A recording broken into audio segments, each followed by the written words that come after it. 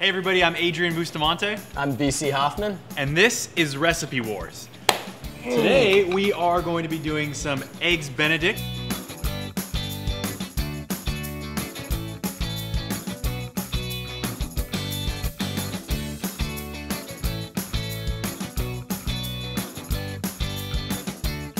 Over easy poached egg with Canadian bacon. Sorry, I was dreaming for a second. Wake up. Okay, we're gonna make it. Again, who is the chef and what's your recipe? So I'm doing Alton Brown, and he takes the traditional recipe and he just tweaks it ever so slightly. He actually has a couple techniques that he's using. For servings, we require 8 very fresh eggs. Over time, the thick white around the yolk, not to mention the yolk membrane itself, breaks down, making poaching all but impossible. So buy fresh or get yourself some chickens.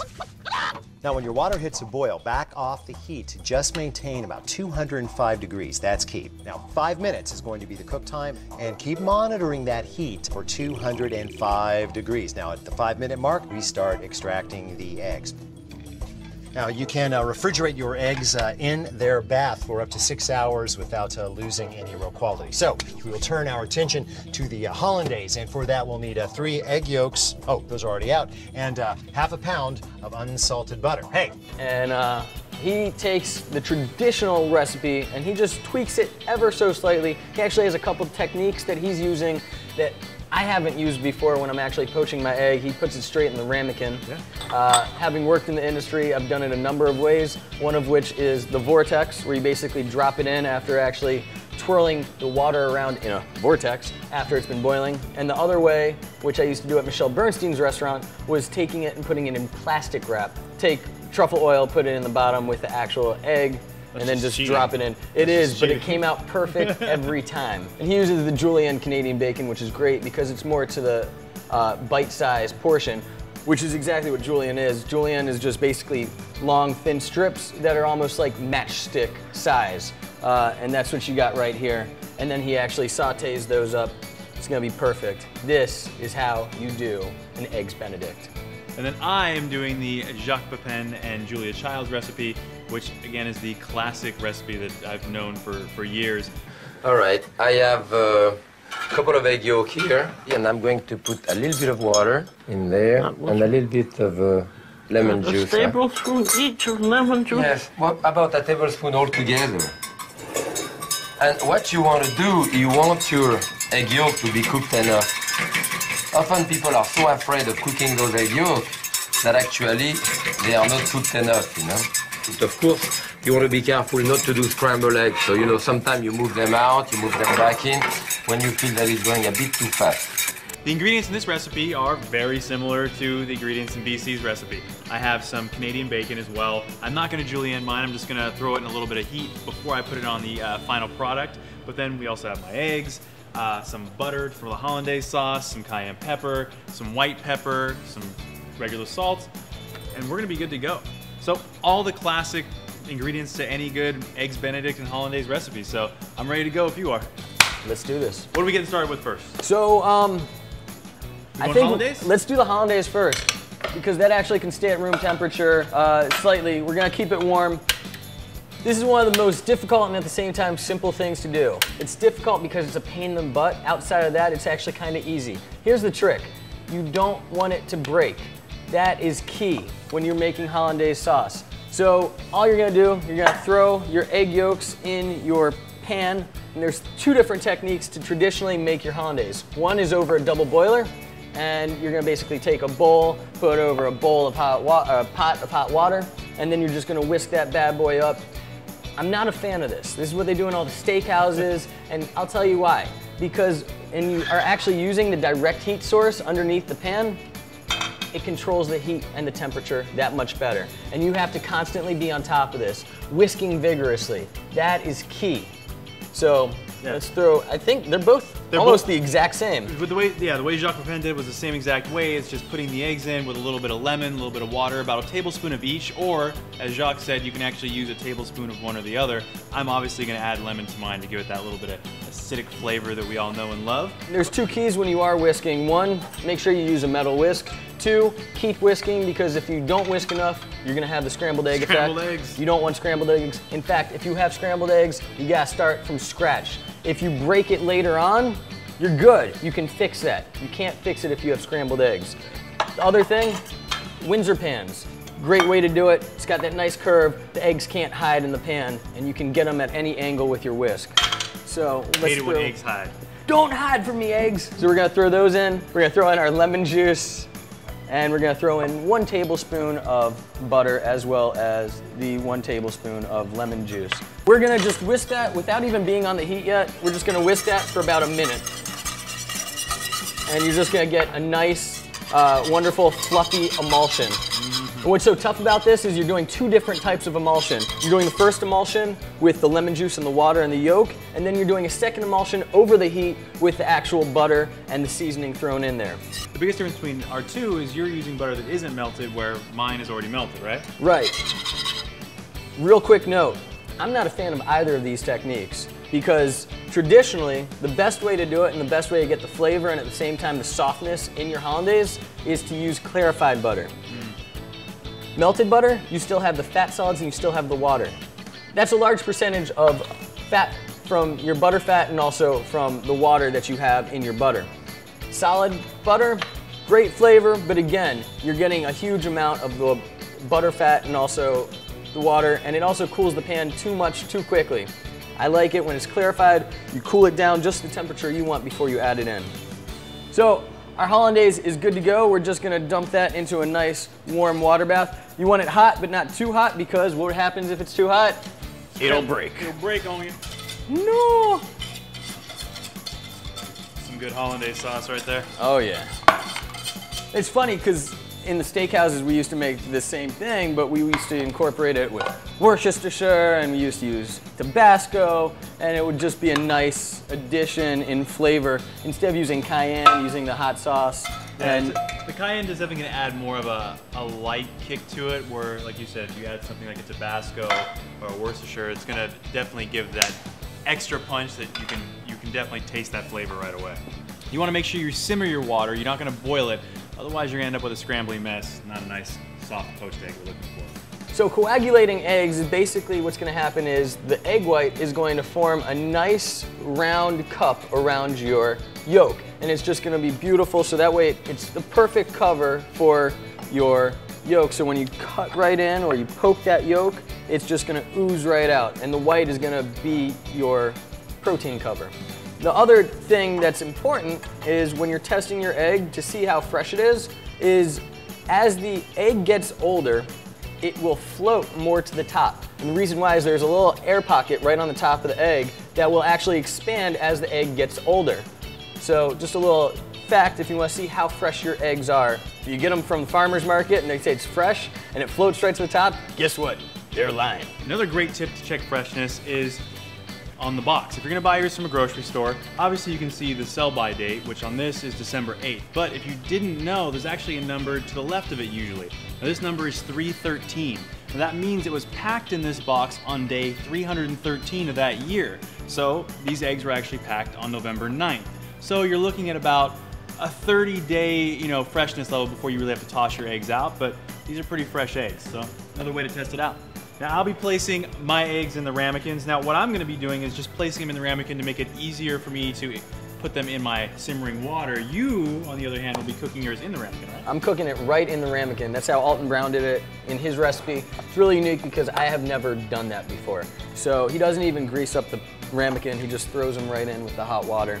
And yeah, so. The funny thing about Alton Brown is he's very versatile and he can do a lot of different things. And I actually have come to like him more and more when I start watching his videos. I've seen his video where he actually cooks it this way as well as this way, which is, like I said, he's just got a lot of different, he's got a lot of knowledge, let's put it that way. I know we've said it before, on camera before, to you guys, and it's really true. Alton Brown is the Bill Nye, the science guy, Mr. Wizard in the kitchen. And it's so cool to see the different techniques that he uses because he doesn't use traditional kitchen techniques. He uses techniques that just are out there that you wouldn't think of normally. I think it's just something that you learn, and that's a good thing about being in a kitchen as well. It's just you learn more and you learn what works better for you as you go along. So it may not be the technically correct way, but it doesn't necessarily make it a bad way. Adapt. Adapt. All right, well, I'm gonna let my water continue to kind of simmer up. You'll know when, if you're cooking it in the skillet, the best way to know if your water is kind of ready is you'll start to see bubbles forming a little bit. Now, what I'm gonna do is I'm gonna take my slotted spoon and kind of wipe those bubbles away. Reason being is, I want a nice looking egg, and if you leave those bubbles in there, they can actually form a little bit of divots into your poached egg if you leave them. So, we're gonna make sure those bubbles aren't there. So the other thing is in your water, now there's two ways you can do it. You can actually put the white vinegar into the water prior to it boiling or right when it starts boiling. So I'm gonna throw that in because I'm just starting to get to a simmer. Either way works. And then you're just gonna lower the heat ever so slightly because again, you just wanna simmer, you don't wanna boil. And once that water is ready to go, you put your eggs in, you're looking at 3 minutes. 3 minutes once the water is boiling, you just lower the heat or turn it off even and just throw your eggs in. And for me, once this is ready and I do place these into the water, the key is being really, really careful. You don't want the yolks to break, so the more careful you are, the better. It's not a race. You just want these to cook nice and gradually in the water. Our poached eggs are out of their water, and now I'm gonna throw a little bit of my Canadian bacon on my pan to kind of heat it up before I plate, but you're almost ready to plate, right? I'm actually ready to plate right now. So now, real quick, what you wanna make sure of is as soon as this is ready, you want to plate it right away. Otherwise, what you want to do is throw the egg in an ice bath, get it cold, right before it's ready to cook, and then you only have to warm it up for 1 minute, or you just have to plate it right away. So I'm going to plate it right away. I've got my muffin right here, boom, and I actually really love the technique that Alton Brown does. So I've got the Canadian bacon right there, and lots of it because I love Canadian bacon. And then I've got my nicely poached egg going right on top. The Tower of Triumph. And then, lastly, of course, let's get some more hollandaise right on top of that. Ooh, yeah. Yeah. And see how thick that is? That is what you want. You don't want it too thick, you don't want it too thin, you want it right like that. That is how you want your hollandaise sauce. That is sexy right there. Sexy hollandaise sauce. Sexy hollandaise. All right, with me, I've taken the same thing, my English muffin, put on a base, taken my Canadian bacon, placed that in the bottom with no hollandaise sauce on the bottom, and then of course taken my poached egg and placed that on top. And last, but definitely not least, we're gonna place the hollandaise sauce over the top. We're gonna see who's got the better hollandaise sauce. Hollandaise sauce is very similar to a bunch of other sister sauces out there. You've got your Sabayon, you've got your Béarnaise, you've got your Mornay. Tons of different sauces that you can do. This is the base of it right here. And this is tradition, and this is how your eggs Benedict. Why not just a little more sauce? I mean, who doesn't like the hollandaise sauce? There you go. And of course, garnish the top. And boom.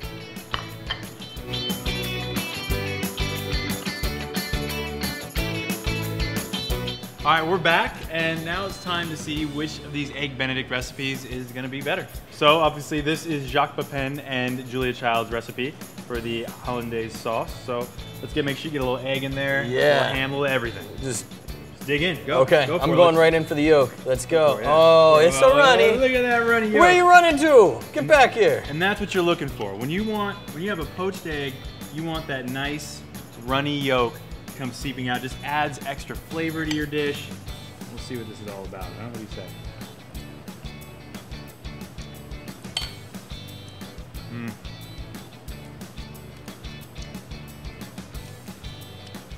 It's good. And I'm just gonna poke one thing. Sure. The hollandaise is a little thick. I would have added a little water to it. Just my 2 cents. Yeah. Just to thin it out a little bit more. And all you need to do is add just a little bit of warm water to it if you start to see it thicken up a little bit. Not even, just a tad bit, and it'll definitely thin it out a little bit more. And you can totally season the hollandaise sauce to your taste with a little salt, a little pepper as you go along. Yeah. All right, let's try this one. That being said, Canadian bacon, runny egg, perfection on an English muffin. Let's go in for the nooks and crannies on this bad boy. Get some yolk in here too. Let's go. Oh, look at that! Boom! And that's the explosion that you want from the yolk just coming right out of your egg right there, and it's gonna be perfect. I'm excited. Are you excited at home, viewers? Because I am excited.